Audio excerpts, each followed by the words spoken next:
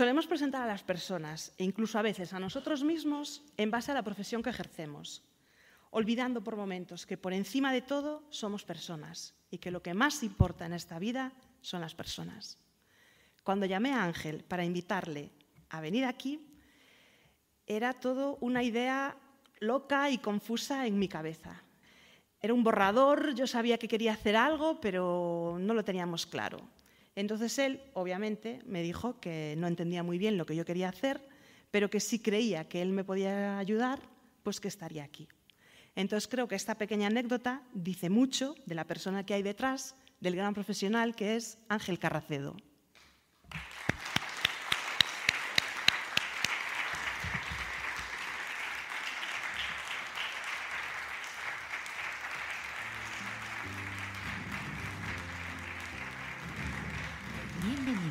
Bienvenido a Quedamos para un café, el podcast conversacional conducido por Seu. El último miércoles de mes nos sumergimos en apasionantes charlas con un protagonista distinto en cada episodio. La premisa es sencilla: conversamos tomando café. Así que pasa, ponte cómodo y sírvete una taza. Comenzamos. ¿Qué tal, Ángel? ¿Cómo estás?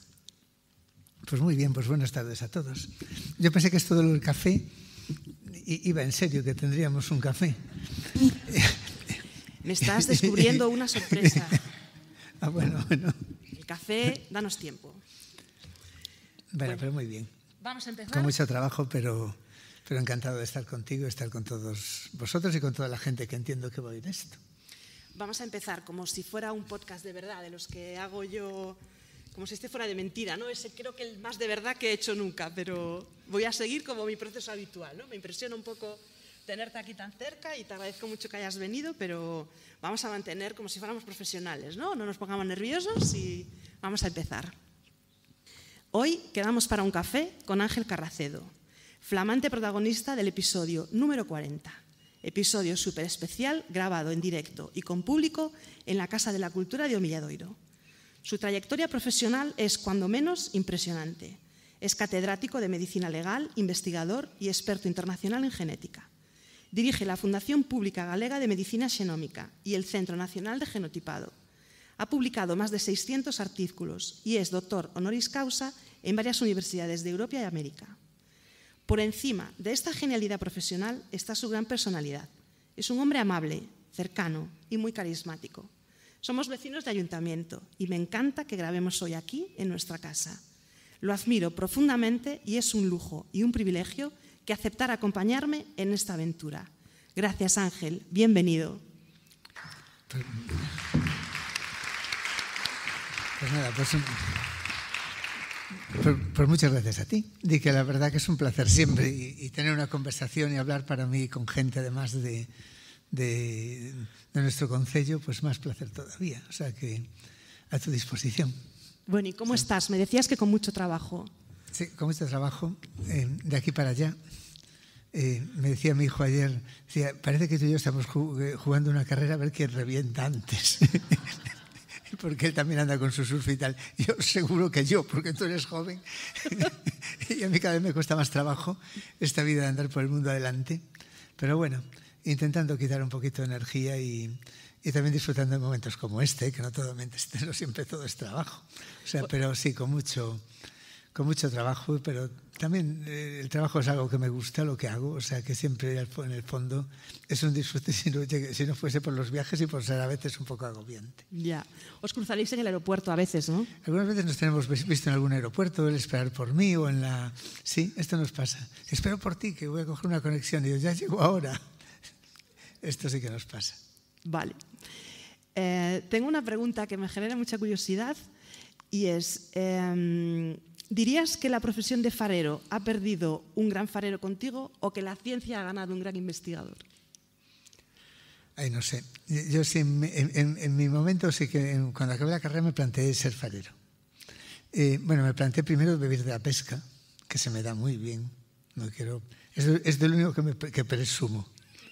Como dice mi hijo, dice, papá, tú tienes un problema en la vida. Este también mi hijo, después hablaré de mi hija. Dice, porque te dan un proyecto enorme o publicas un artículo importantísimo y no dices nada, pero pescas un pececito allí y ya le estás sacando fotos y enseñándolos a todo el mundo. Dice, tú te confundiste de profesión. A lo mejor tienes razón, no lo sé. Yo creo que farero, que lo son 3 hermanos que tengo, porque yo tuve la idea, pero ellos la ejecutaron. No estoy seguro que para lo inquieto que yo soy me hubiera llenado. No sé qué hubiera, no lo sé, porque claro, no se puede saber. Pero es cierto que el trabajo que tengo me apasiona, me llena, el estar en contacto siempre con gente, el solucionar problemas de la vida, ayudar a la gente. A mí esto me apasiona. Que no tengo el tiempo libre que para mí mismo que tendría siendo farero, esto es seguro. Pero bueno, yo me veo más en la decisión que tomé de trabajar en la genética y de intentar ayudar a los demás y hacer investigación y aplicarlo a solucionar problemas de la justicia o de la sanidad. Creo que acerté. No creo que hubiera tenido yo... soy demasiado movido y demasiado inquieto como para una labor de estar ahí en un faro, que lo que es un reto para enfrentarse a la soledad. O sea, un faro es gente especial que tiene que saber que va a estar sola muchos días, muchas horas, y no todo el mundo es capaz de hacer eso, ¿eh? Yo creo que sí sería capaz, pero me veo más en el trabajo que hago. Sobre todo cuando uno trabaja en algo que le apasiona, es como que la línea a veces se confunde, ¿no? Ya no sabe lo que es ocio, lo que es trabajo. Pues seguramente que estoy trabajando siempre. Bueno, de hecho, decía mi mujer el otro día, mi vida siempre fue a picos, es intensivista. El pico de la pandemia, el pico de no sé qué, y momentos más relajados. Veo que otra gente tiene unas tendencias como a la baja. La mía empezó siendo más relajada y empezó complicándose, hasta el momento más complicado del mundo, que es ahora. Pero digo, ¿yo qué le voy a hacer? Seguramente porque lo que hago me apasiona y porque no voy dejando cosas que me apasionan, que debería dejar. Y eso que delego muchísimo, porque ahora tengo un grupo enorme de gente, tengo 200 personas. Pero claro, es todavía más bonito verlos crecer y aprender de ellos y ayudarlo. Entonces, claro, el trabajo me va aumentando y ciertamente para mí no es trabajo, es pasión y me ilusiona lo que hago más que al principio. Esto es la verdad. Pero es cierto que también es cansado y sobre todo que como la ciencia es tan internacionalizada y implica también tanto viaje, pues entonces sí, esto me cansa un poco. Tener que coger un avión un día sí, otro no. A veces, cuando después de un tiempo como el verano, que llevo sin viajar por el aeropuerto, de verdad que me saltan las lágrimas. Digo, aquí no, otra vez aquí no, por favor. Pero es inevitable, porque es la única manera de poder hacer networking, de hablar con otra gente. No basta solo lo virtual, necesitas ese contacto para discutir problemas en otro ambiente.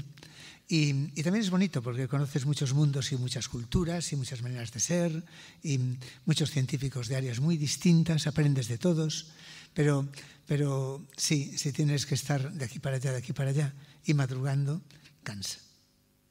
¿Qué es a lo que no renuncias nunca? ¿A qué no renuncio nunca? Bueno, no renuncio nunca a muchísimas cosas, muchísimas. No renuncio a la ciencia, a la ilusión, a la familia, también a mis hobbies. No renuncio a muchísimas cosas. No sé, lógicamente las priorizo. ¿Qué no renunciaría nunca? Lo primero, a la familia. Esto por encima de todo. Tampoco a mi tierra. De hecho, trabajo aquí y no trabajaría en ningún otro lugar del mundo y vivo aquí. A mi tierra no renunciaría jamás. No renuncio a muchas cosas, muchísimas. A lo mejor es que soy un poco egoísta, pero no renuncio a nada. No me tengo por egoísta, pero tengo, sí, muchas renuncias, muchas cosas que no renunciaría y por prioridades. Ajá. ¿Y cómo se gestiona un equipo de 200 personas? Pues mira, primero, yo en esto tengo una filosofía, creo que es diferente a otras cosas. Yo la parte práctica, lo que es el diagnóstico, lo que fue en su momento la parte forense, sí que tiene que ser más jerarquizado. Los grupos de investigación los dividí en muchos grupitos porque me pareció que una estructura así es más sostenible que una torre. Y lo gestiono primero con cariño y humildad. Yo no soy una persona que nunca, no grito, jamás. Yo no creo que me haya enfadado nunca en mi vida. Me puedo disgustar, pero no enfadar. Pero entonces, claro, ejercer de jefe, parece que esto no es compatible con ejercer de jefe. Pero yo tengo como otra táctica. Mira, te digo la verdad, que sugiere una cosa y se desviven por hacerla. Pero también mira que tengo 200 personas. Es muy raro que una semana no vea a cada una de ellas y le dé un cariño. Y le pregunte por sus problemas. También aprendí una cosa y les digo a ellos. Llega un momento con los años que uno no puede transmitir conocimientos. Seguramente tengo un conocimiento más global que todos ellos. Pero la gente que lleva genética de cáncer de mama sabe mucho más de cáncer de mama que yo, y yo voy aprendiendo. El que lleva autismo sabe muchísimo más de autismo que yo. Pero yo digo, yo sí que tengo una visión general, a lo mejor que ellos no tienen, y una internacionalización, y trato de ayudarlos siempre. Y también siempre digo otra cosa. Yo no les puedo enseñar, pero sí les puedo enseñar, no les puedo enseñar conocimientos de lo suyo concreto, pero sí les puedo enseñar una manera de entender la ciencia, de entender la vida, de entender la salud, de entender la justicia, y creo que me lo aprecian. Y después sí que tengo una política también de puertas totalmente abiertas. En todo mi grupo no hay nada cerrado, ni ordenadores con contraseñas, ni puertas abiertas. Todo el mundo es bienvenido. Y si vais allí, que lo veréis, hay una sonrisa. Hay muchas dificultades laborales, porque el mundo, sobre todo de la parte de investigación, no es fácil, y el mundo de la parte asistencial tampoco es fácil laboralmente, que la gente tiene contratos muy malos que tiene que ir concatenando y en otros sitios estaría muchísimo mejor pagada. Pero se quedan aquí, y se quedan aquí conmigo. Y eso es muy bonito verlo, yo les estoy muy agradecido. Y debe ser por esa manera de entender todo y ese ambiente, que la gente que ve es lo que más les sorprende. Dice, pero ahí se respira. Y digo yo, se respira cariño porque es lo único que yo pido en mi vida. Y lo mismo el trato a los pacientes, y lo mismo a toda la gente que entra. Para mí esto es lo más importante. Tal y como lo describes, parece que estés hablando de tu familia, no de tu trabajo. Es que es como una familia. Para mí es una familia, de cada uno sé todos sus problemas y todas sus cosas. Así es. Claro, por eso me produce también una cosa que decías, muchas cosas de lo mío son bonitas y buenas, otras no son tan buenas. Los viajes, decía, también los desvelos de los contratos. Cuando se le acaba a un chico un contrato, cuando se le acaban a 20 un contrato, de repente yo, ya pasas noches sin dormir. Dices, ¿cómo puedo hacer para conseguirlo? ¿Cómo puedo hacer para esta gente que es tan valiosa que no se marche?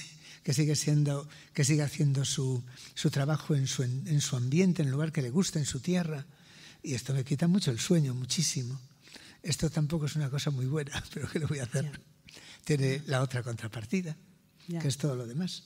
De haber creado algo tan bonito, ¿no? Con tanta implicación y que la gente lo viva tanto. Sí, así es. Mi marido estuvo allí en Navidad y estaba con una compañera del equipo vuestro y entraste tú a despedirte, a desearle unas felices fiestas y tal. Y bueno, nosotros ya teníamos esto en mente, llevamos muchos meses trabajando en esto con Claudia, que la conoces a ella y a su hija Tere.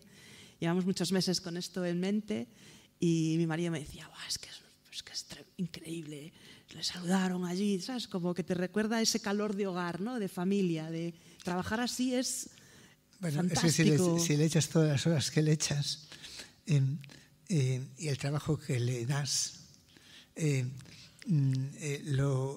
lo único que pido es tener una sonrisa alrededor. Y además es una cosa que es muy productiva en términos totales, porque la verdad que lo es. Y hace muchos años que sigo tu trayectoria profesional y últimamente me pasa como cuando te quedas embarazada, ¿no? Que ves mujeres embarazadas en todos lados. O te compras un coche y ves ese coche en todos lados, ¿no? Pues yo últimamente te veo en prensa, no sé qué. Y el otro día fui a la farmacia y lo vi en una pantalla gigante, porque ahora estáis con un proyecto de TDAH. Ajá. Entonces digo, me persigue, ¿no? Digo, ¿qué está pasando? ¿Te apetece contarnos un poco de qué va este proyecto? El de TDAH.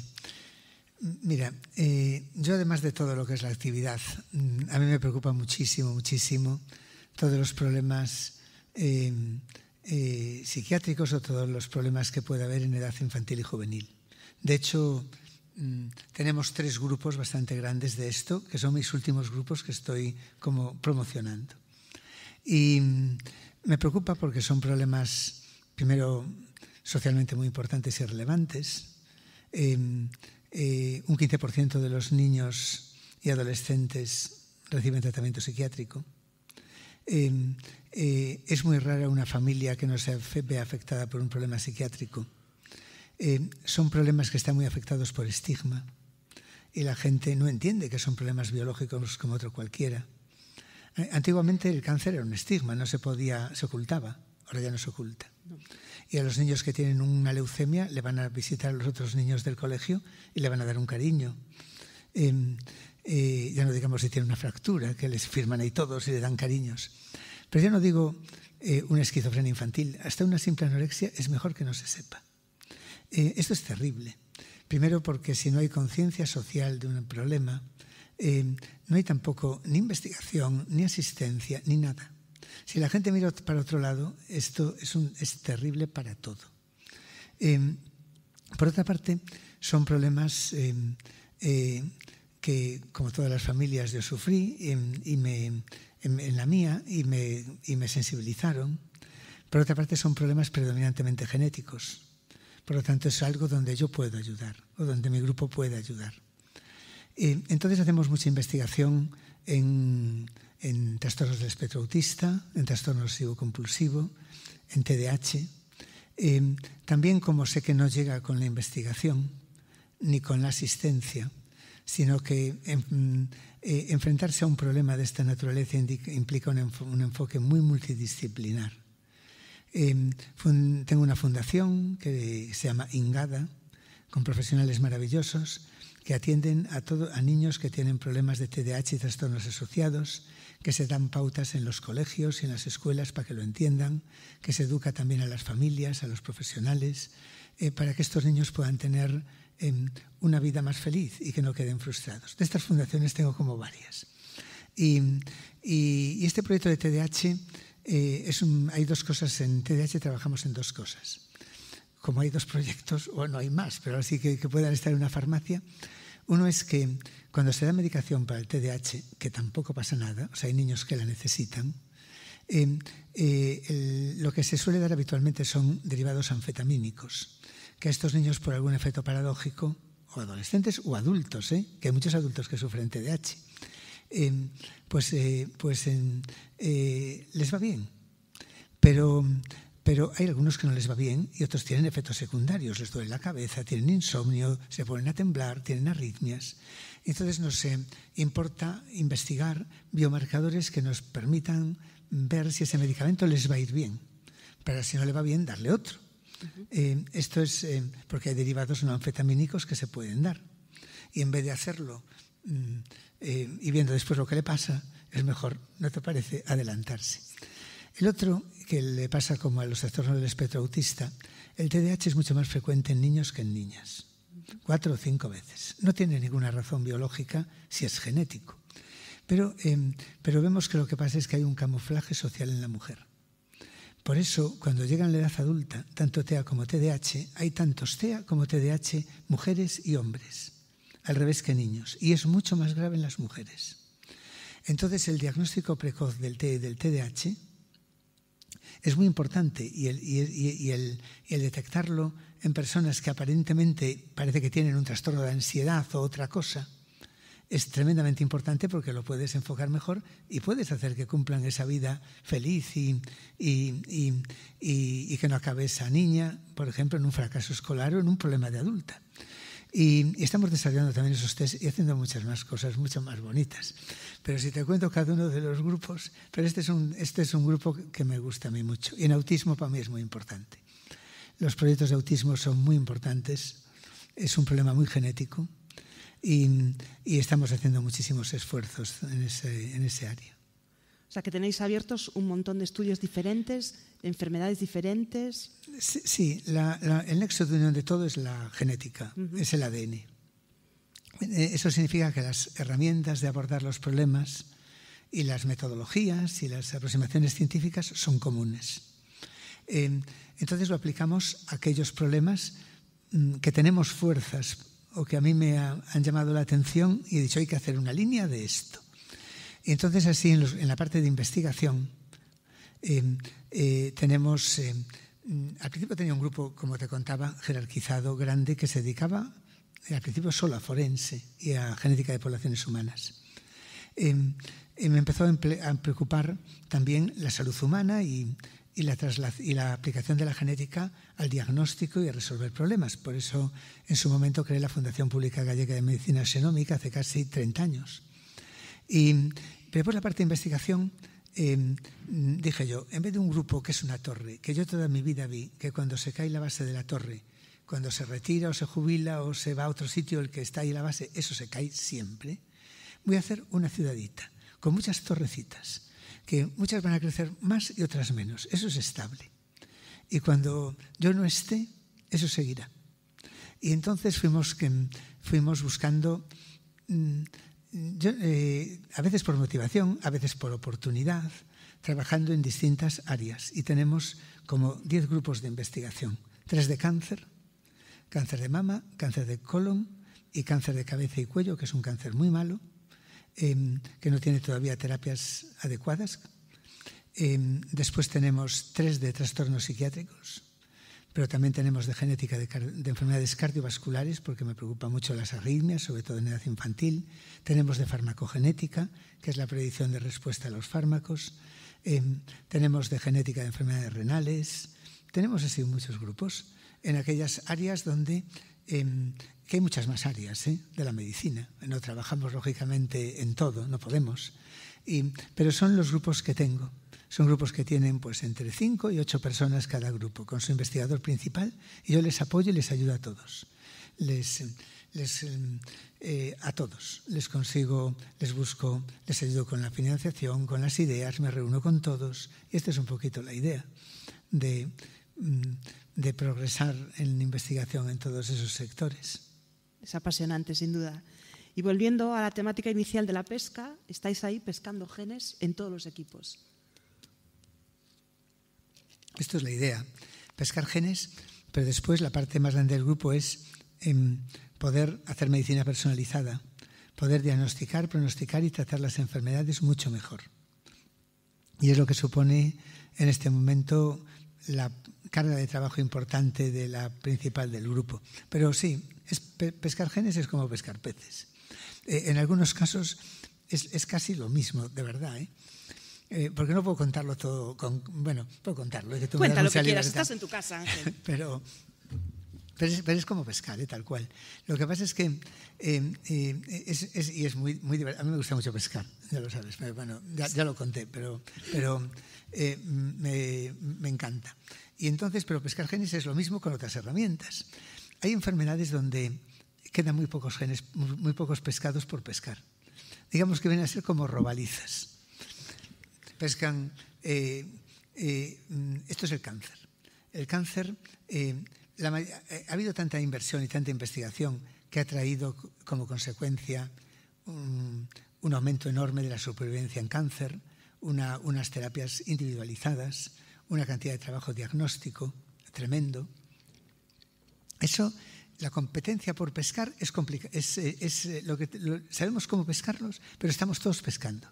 Ahí la competencia es buscar el mejor sitio y saber la estrategia. En las enfermedades psiquiátricas es distinto. Hay muchísimos peces y no sabes cómo pescarlos. Uh-huh. Ves un sitio que dices tú, Dios, ¿cuántos peces hay aquí? Pero no me entran a nada. Es otra cosa interesante. Es otro reto.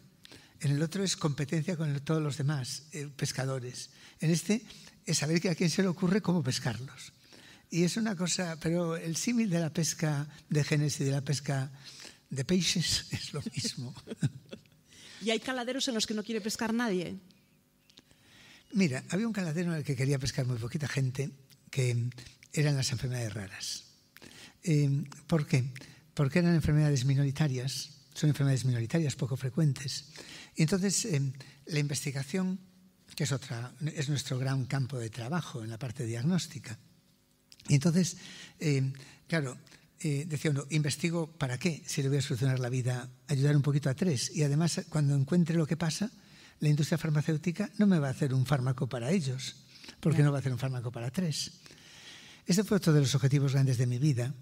En el año 90, entre Estados Unidos y Europa, después se sumó Australia y otros países desarrollados, creamos el IRDIC, que es el Consorcio Internacional de Enfermedades Raras, para velar porque fue una reunión en Reykjavik muy bonita, porque nos dimos cuenta que había que ayudar, que esta gente tenía tanto derecho a la salud como todos los demás.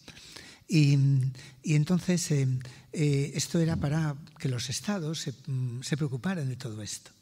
En este momento, en el IRDIC, el objetivo que tenemos es que el 90% de las enfermedades genéticas, las enfermedades raras, que son mayoritariamente genéticas, tengan un diagnóstico en un año a partir de los síntomas en el año 2027. Estamos lejos, y no lo vamos a conseguir. En España, fuimos optimistas de más. El otro es que haya 1000 terapias para enfermedades raras en el 2027. Tampoco lo vamos a conseguir, pero en este caso por poco. Porque de repente aparecieron tecnologías para poder curar enfermedades genéticas, que son siempre cambios de letra en un libro, que es el genoma, mutaciones, pero ahora apareció una tecnología para poder editarlo y cambiarlas. Se llama terapia génica. Es una revolución.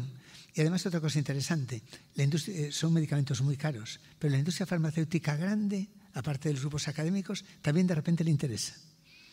Y entonces es una oportunidad para buscar curas. Y nosotros también lo estamos haciendo, lo estamos desarrollando, tratamientos de este estilo para curar algunas enfermedades genéticas. O sea, que no te van los retos pequeños, ¿no? Me van los pequeños y me van los grandes. Me van los que... me van cualquiera. Sí, últimamente estoy metido como en superproyectos internacionales enormes. Ahora, por ejemplo, uno muy grande que tengo es IMPACT, que es la base de todo lo que es la Estrategia Nacional de Medicina Personalizada. Trabajan 1000 personas. Y la idea de este proyecto es hacer una gran infraestructura de análisis genómico y aplicarlo a 3 cosas. Acaba este año, a ver si me lo prorrogan. No ha salido la prórroga y quedan 2 meses, estoy cagado. 1000 personas, una detrás de otra, son muchas personas. Bueno, 1000 personas no todas contratadas. La mayor parte de esas personas, salvo 100 y pico contratados, es gente que altruistamente y poniendo un empeño que te mueres, están intentando ayudar. Nada más. Sin recibir absolutamente nada a cambio. Pero mira, estamos consiguiendo, primero, que se pueden hacer análisis genómicos de enorme complejidad. Segundo, que todas las personas que tengan una enfermedad rara no diagnosticada, se le pueden hacer esos análisis en condiciones de equidad en toda España. Que los pacientes y las asociaciones de pacientes también puedan postularse ellos mismos. Decir, oye, a mí no me solucionan mi problema. También para cáncer hereditario no diagnosticado, para un cáncer complejo que se llama cáncer de origen desconocido, primario de origen desconocido. Y todos esos datos que generamos poderse emplear en el espacio europeo para investigación, para ayudar aún más a esos pacientes. Este es un sueño que estos 3 años me ha consumido mucho esfuerzo, pero que es muy bonito y que solamente ha sido posible gracias a que por algún motivo todo el mundo me superquiere. Y entonces se ha podido crear esta red en el país. Están 110 hospitales de todo el país.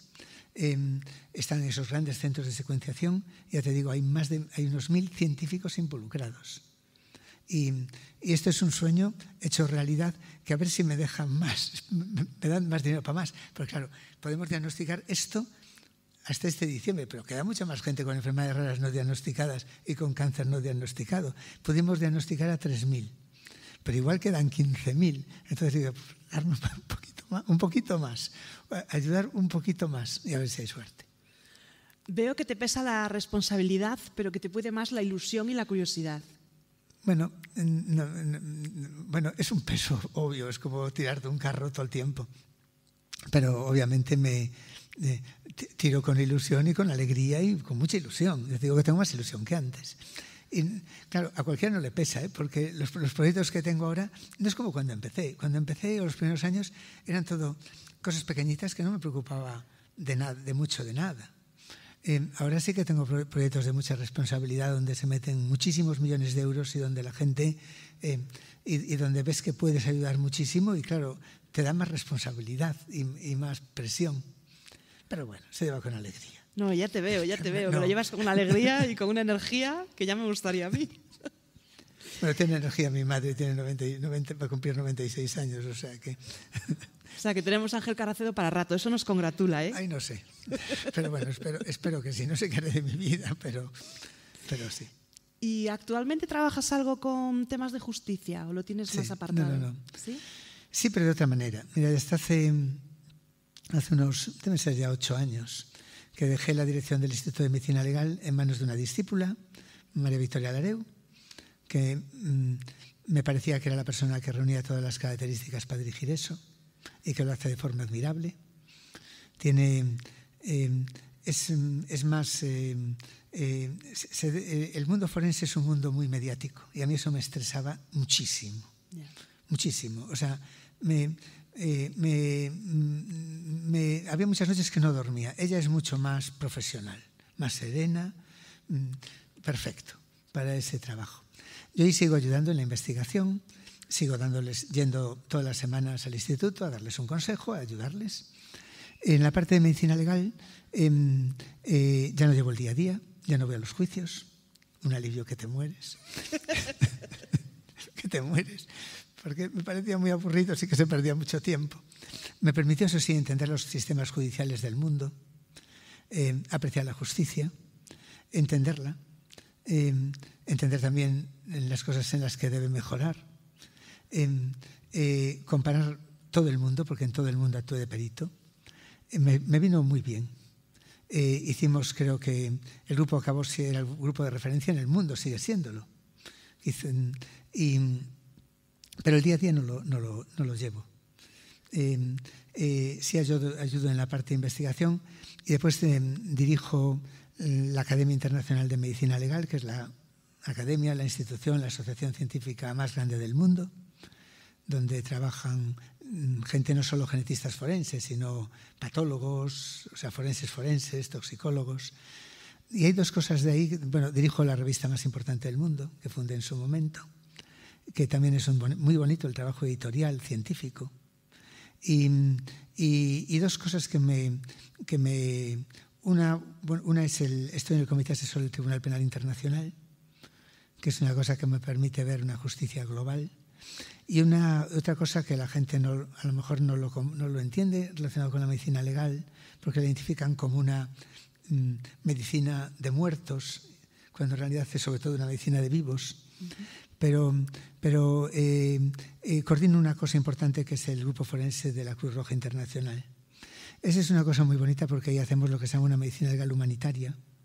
Lo que se trata es de ayudar a países del mundo que no tienen los medios donde la medicina forense puede ayudar a solucionarlo, a intentar ayudar. Entonces, eso tiene... yo estoy en el Consejo Asesor, lo otro tiene una estructura grande, trabajan cientos de personas en muchas sedes del mundo. Y lo que hacemos es, por ejemplo, pues hay torturas en cárceles de Kenia, pues nuestra labor es identificar gente para que vaya allí para que trabaje en ese sentido, sobre todo casos de identificación. Guerras, desaparecidos, situaciones terribles que hay en el mundo, en todas partes. Solo en Guatemala hay 700.000 desaparecidos. La gente que en el Mediterráneo, ya veis la tragedia, toda la migración, todos los migrantes de África para Europa, las grandes catástrofes que continuamente hay, como sucedió con lo del ébola. Allí todo ayudamos en lo que podemos. Y yo casi siempre, si es un caso de identificación por ADN, nuestro laboratorio le pongo de primero a ayudar. Así hicimos, por ejemplo, en nuestro laboratorio la identificación de los cadáveres argentinos de la Guerra de las Malvinas, que llevaban muchos años sin ser identificados. Y las familias querían.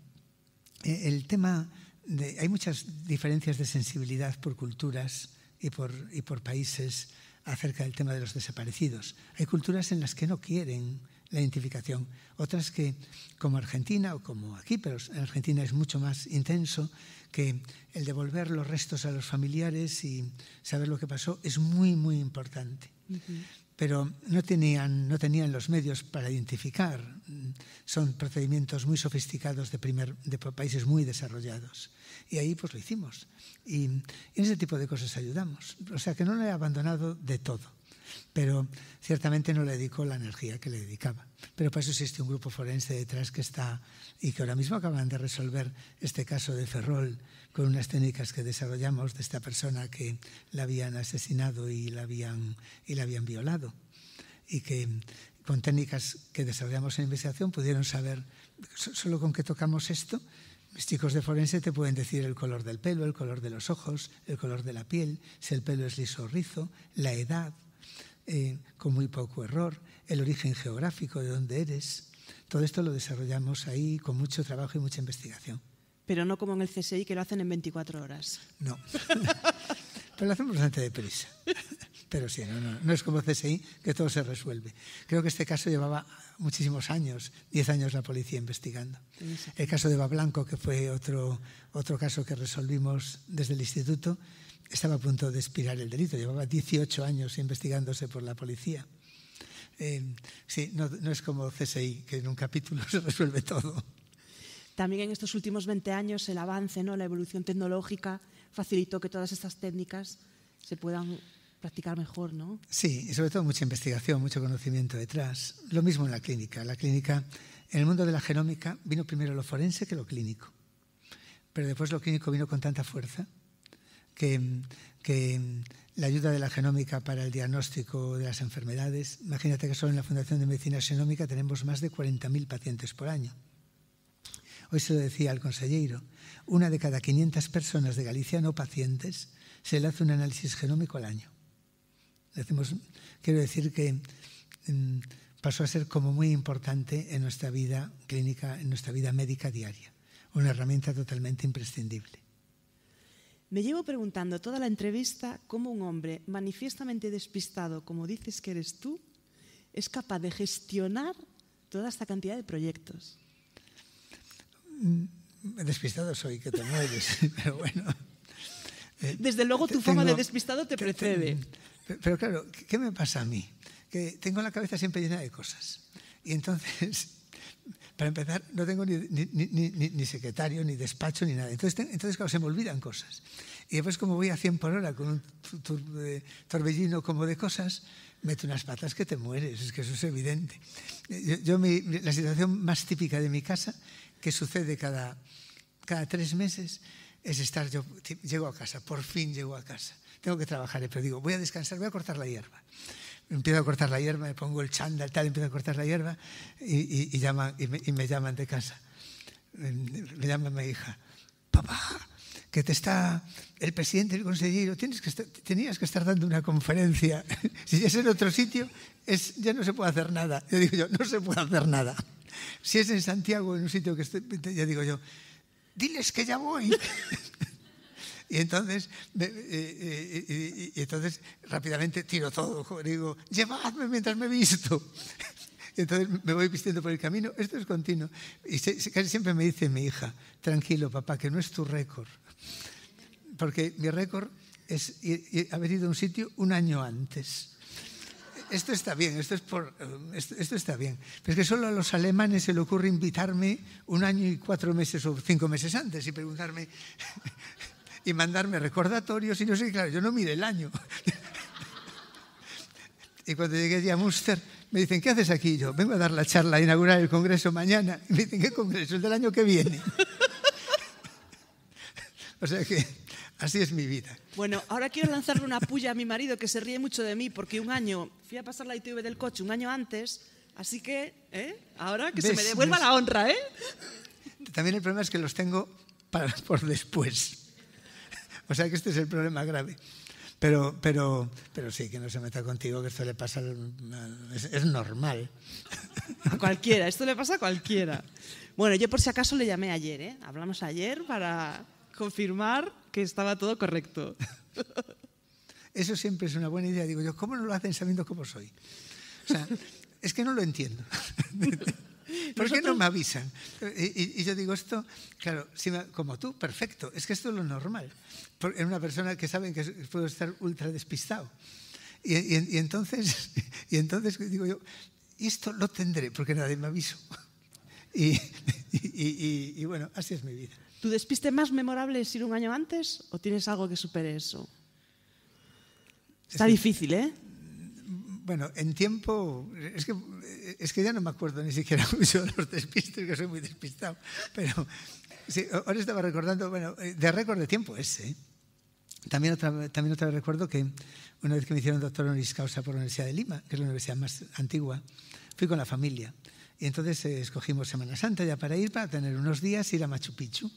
Y entonces tenía el billete de avión.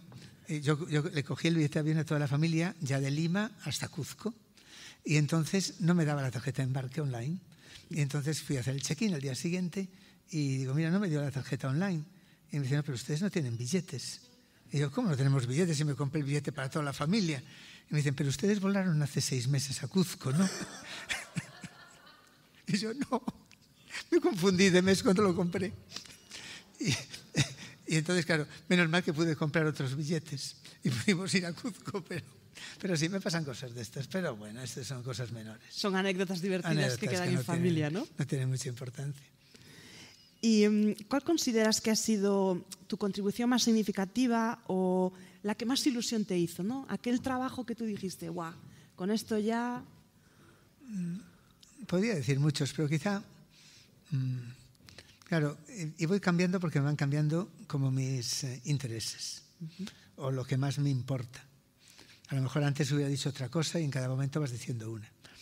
Yo creo que el trabajo más bonito de nuestro grupo fue un trabajo que hicimos con islandeses y daneses para encontrar genes responsables de esquizofrenia, uno de los primeros grandes análisis genómicos, que vimos una cosa ultra sorprendente. La esquizofrenia es un problema que tiene una base genética muy importante, lo cual no significa que sea hereditaria, sino que tiene un trasfondo genético de predisposición que con unos problemas, con algún disparo ambiental, por ejemplo el cannabis o otra cosa, se produce una esquizofrenia. Y entonces, pero tiene una base genética importantísima.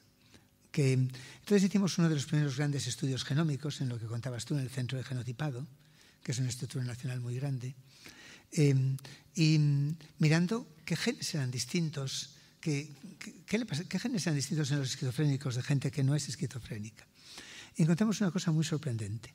Era que esos genes eran todos genes de inmunidad. Significaba eso que la esquizofrenia era básicamente un problema autoinmune, como la artritis o como el vitíligo o como otros problemas autoinmunes. Y eso fue una revolución conceptual enorme.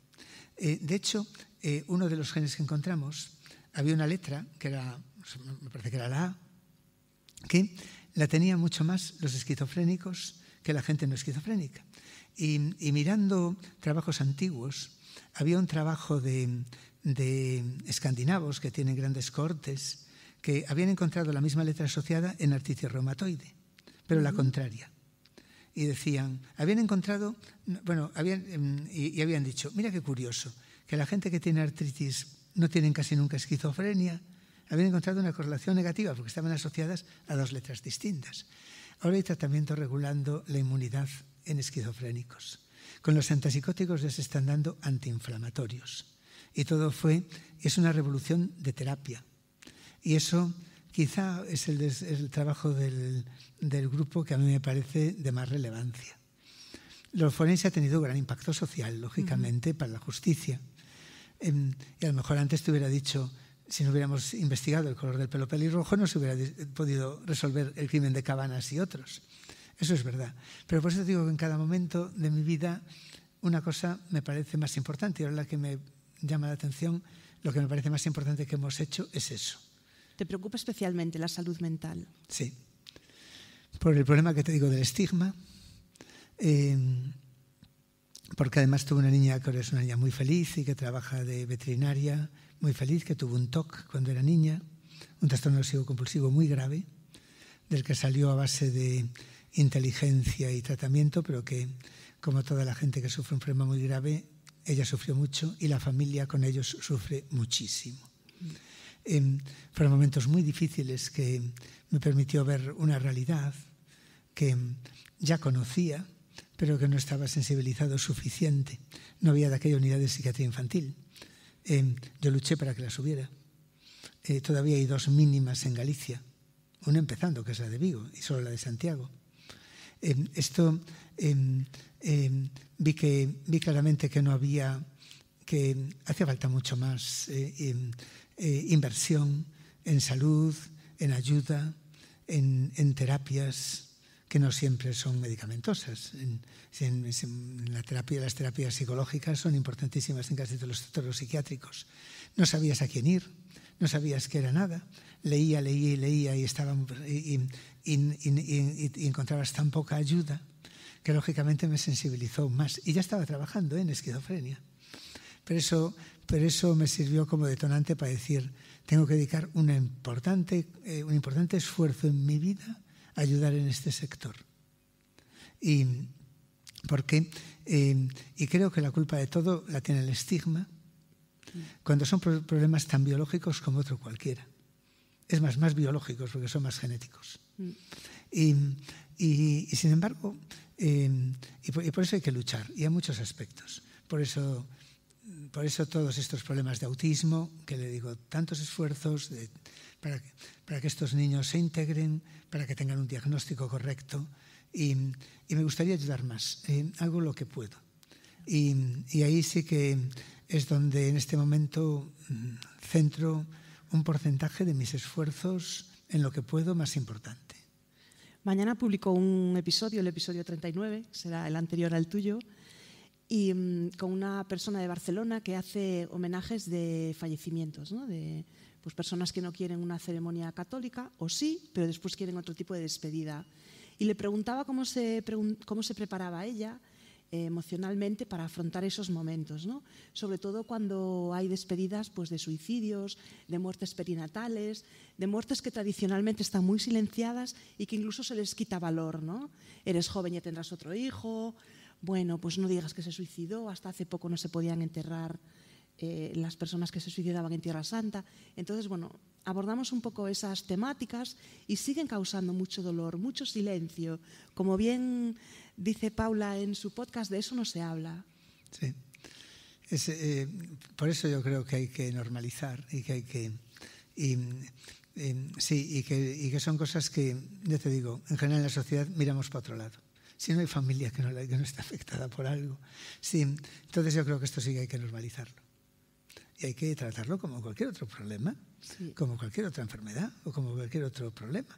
Es que realmente abordarlo. Es una parte del cuerpo más... Total. Exactamente igual. Ella decía, si te mueres de un infarto, te preguntas por qué te falló el corazón o qué tal. Pues un suicidio, pues a lo mejor es un desequilibrio cerebral o algo. Sí. Esto era con un proyecto de suicidio también. También bonito. A ver si también trabajamos en ese sector más, porque cuánta gente sufre y se muere. Pues sí, y gente joven, cada vez gente joven. Sí, totalmente. Adolescentes incluso. Eso. Bueno, la próxima y no me vas a preguntar cosas más alegres. Quería hacerte una pregunta de una cosa que dijiste. Si nos podías explicar la diferencia entre que alguna enfermedad tenga un componente genético y que sea no hereditario. Una pregunta muy bonita y muy difícil. Pero sí. Mira, ¿Más alegre? No, bueno, está bien. No es muy alegre, pero es muy técnica. Ni que esto fuera una fiesta y hubiéramos venido a divertirnos. Pero muy importante, muy importante. Mira, todas las enfermedades y todas las cosas que le afectan a una persona tienen siempre un componente genético y un componente ambiental. El ambiente nos influye, lógicamente. Ahora, ¿cuánto es genético y cuánto es ambiental? En la enfermedad es el 50%. El 50% son los genes que nos predisponen y el 50% es el ambiente que nos afecta. ¿Cómo lo sabemos? Porque sobre todo los países escandinavos llevan más de un siglo haciendo cortes. Miran, por ejemplo, gemelos univitelinos que tienen el mismo ADN y en ambientes distintos. Y miran, si uno tiene cáncer de mama una chica, la otra también tiene cáncer de mama si tiene el mismo ADN y vive en otro sitio distinto. O si uno tiene esquizofrenia, el otro tiene esquizofrenia. Si uno tiene calvicie, el otro tiene calvicie. Si uno tiene lo que quieras, está hecho de todo. Y así se sabe cuánto es la heredabilidad, que es el componente genético en el total. A mis alumnos de medicina les sorprende muchísimo cuando le digo que el componente genético de predisposición del cáncer es menos importante que el componente ambiental. En cáncer de mama el componente genético es el 28%, el ambiente es el 72%. Pero en cambio, esquizofrenia, trastorno bipolar, autismo, el componente genético es más del 80%. La enfermedad, el trastorno psiquiátrico menos heredable, que es la depresión, lógico, porque hay cosas que te pueden deprimir y que es un 50%, más que el cáncer más heredable, que es próstata, que es el 43%. Pero hay que distinguir entre la predisposición o tener un problema genético, una enfermedad genética. Tener alguna mutación en un gen que no te funcione. Los genes son como libros de instrucciones. Nosotros tenemos 22.000 genes, 22.000 instrucciones. 10.000, 12.000 para sistema nervioso central. Otros tantos para otras cosas. Y son instrucciones. Y son letras que va diciendo que se haga la hemoglobina. Si te falla una letra por una mutación, ese gen puede no funcionar y entonces tienes un problema. Eso es una enfermedad genética. Por ejemplo, en el cáncer de mama hay una predisposición genética del 28%, pero solo un 5% del 28% son enfermedades genéticas, son mutaciones en genes que llamamos BRCA y así, que se hacen porque es cáncer familiar, porque se miran para ver si esa persona está a mucho riesgo de tener cáncer de mama, porque tiene una mutación. En todas las enfermedades tenemos una base de predisposición genética, no hay nada malo, solo que es un precio que tenemos que pagar por la variabilidad que tenemos y por tenernos que ir a vernos adaptados al ambiente. A lo mejor simplemente son genes que te predisponen a ser más gordito o cualquier cosa, pero no encuentras nada si analizas el libro. Pero es predisposición igual que podemos mirar de otras maneras y que vamos entendiendo cada vez mejor. En todas las enfermedades, la predisposición genética es mucho más alta que los genes alterados, con una excepción, el autismo. En el autismo, la mitad de los casos son genes mutados. Por eso el autismo no es el autismo de las películas, esos son muy poquitos. Los Asperger, los autistas de alto funcionamiento, solamente son un 20% de los TEA. Los TEA normalmente son niños que tienen muchos problemas. Un 60% tienen discapacidad intelectual, tienen epilepsia, tienen arritmias, tienen problemas musculares de hipotonía o lo contrario, tienen muchos problemas psiquiátricos, esquizofrenia, TOC, muchísimas comorbilidades, porque son genes mutados que normalmente hacen más que una cosa y que hoy día podemos diagnosticar ya en un porcentaje importante de casos y de esa manera poder prevenir los problemas, anticiparte a ellos, que es una manera de poder ayudarles. Por eso el diagnóstico en estos casos es tan importante. Y esos son nuestros trabajos también, de los más citados, de la esquizofrenia. Parece una respuesta súper interesante. No sé qué os ha parecido a vosotros, pero impresionante, ¿eh? Pues estamos llegando al final, porque yo te prometí cumplir el horario estricto para que pudieras compartir con nosotros la sorpresa final. Entonces te voy a hacer las dos últimas preguntas que hago siempre a los flamantes protagonistas del podcast. La primera de ellas es: ¿con quién te tomarías un café? Ay. Ahora es la pregunta difícil del programa. ¿Os habéis fijado, no? Es la pregunta difícil del programa. No es nada difícil. Pues mira, cuando llego a una edad como la mía, me tomaría un café con gente de mi familia que ya no están con nosotros. Con mi padre, seguramente con mi abuela, la de Santa Comba. Esto sin duda. Si me dices de una persona, sin duda. Por eso es importante aprovechar a los padres. Sí, muchísimo. Y ahora no me cabe duda ninguna que es lo que haría. Si me dices una persona, un científico o algo así que me gustaría tomar un café con él, ya lo tomé en su momento. Me gustaría con Fred Sanger, la persona que más admiro científicamente. Nadie lo conoce, es la única persona que llevó 2 premios Nobel de química en el mundo. Porque era un tipo excepcional, sencillo, con una idea genial de la vida, que inventó una tecnología que nos ha cambiado la vida, que es todas las letras del libro de la vida. Entenderla, entender la evolución, entender toda la vida en la Tierra, entender el cáncer, porque toda la vida en la Tierra está diseñada igual. Con él me volvería a tomar otro café. Bueno, es lo que se me ha venido a la cabeza, pero sin duda con mi padre. Con tu padre. Bueno, no podemos entrar ya que no tenemos tiempo, pero tu infancia fue súper interesante. Estudiaste por libre. Muy bonito. Escuché una entrevista con Alex Fidalgo, compañero podcaster gallego, que hablasteis mucho de esa etapa de tu vida. Os recomiendo, si no lo habéis escuchado, el podcast se llama Lo que tú digas. El episodio de Carracedo es el 60 y pico o así, es súper interesante. Y conocer tu infancia, ¿no? Esa curiosidad desde la que abordabais la vida, explica mucho que hoy en día pues, seas un referente para muchos de nosotros y que estés consiguiendo cosas tan increíbles, ¿no? Bueno, segunda pregunta, que me desvío. ¿Quién es la última persona con la que tomaste café? Esta mañana, ya con la gente de mi grupo. Yo todas las mañanas tomo siempre un café a primera hora con una parte del grupo. O sea, como no tengo despacho individual,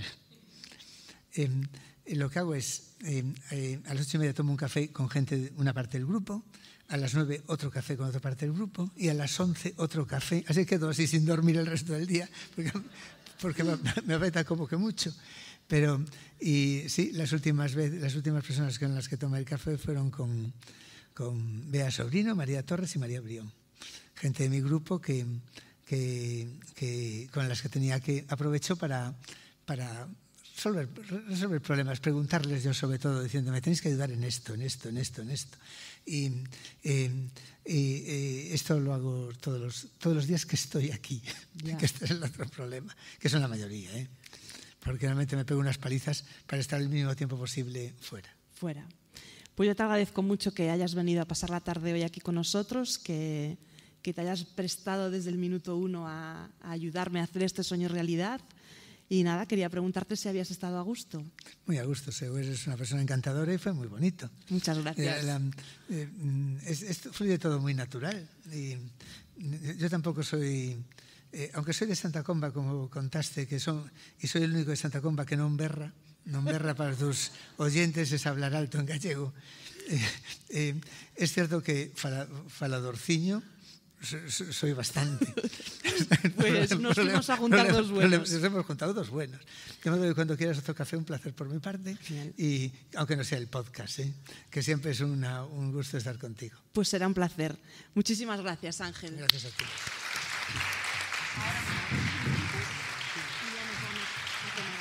Gracias por estar ahí, al otro lado, y por acompañarnos en este episodio de Quedamos para un café. Te invito a suscribirte a este podcast desde tu reproductor de podcasting habitual. El último miércoles de cada mes te esperamos con una historia y un invitado que seguro te sorprenderá. Hasta pronto.